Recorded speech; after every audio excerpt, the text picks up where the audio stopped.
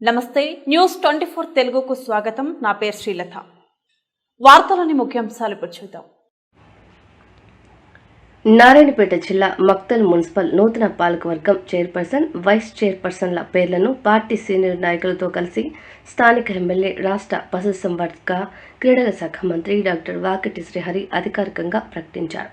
Municipal chairman పదవి జనరల్కు reserve కాగా ఎన్నికల్లో 16 వార్డులకు గాను 6వ వార్డు బీజేపీ అభ్యర్థిగా పోటీ చేసిన రూరకల్లి మహాదేవప్ప అకాల మరణంతో 15 వార్డులకు ఎన్నికలు జరిగాయి.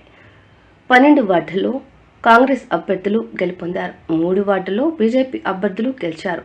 వీరిలో 14వ వార్డు నుండి గెలుపొందిన వాకటి మానస హనుమంతును మున్సిపల్ చైర్పర్సన్గా, అదేవిధంగా 9వ వార్డు నుండి గెలుపొందిన సైవిరెడ్డిని వైస్ చైర్పర్సన్గా ఎన్నికల అధికారులు, మున్సిపల్ అధికారులు ప్రమాణ స్వీకారం చేయించారు.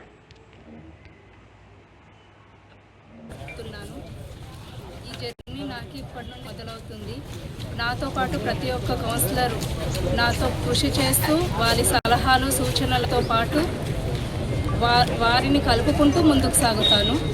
దీనితో పాటు ప్రతి ఒక్క వార్డులో ఉన్న సమస్యను, మక్తల్ ప్రజల అభివృద్ధిలో నేను చాలా భాగంగా తోడ్పడతాను.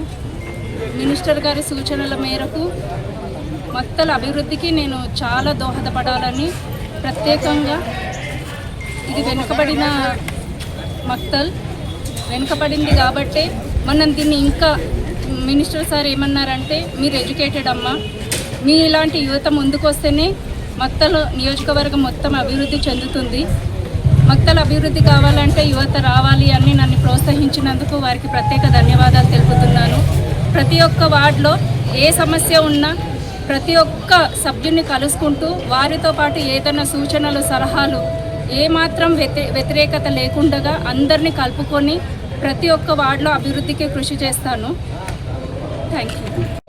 ఈరోజు నేను వైస్ చైర్పర్సన్గా మక్తల్ మున్సిపాలిటీలో రోల్ రావడం చాలా సంతోషంగా ఉంది.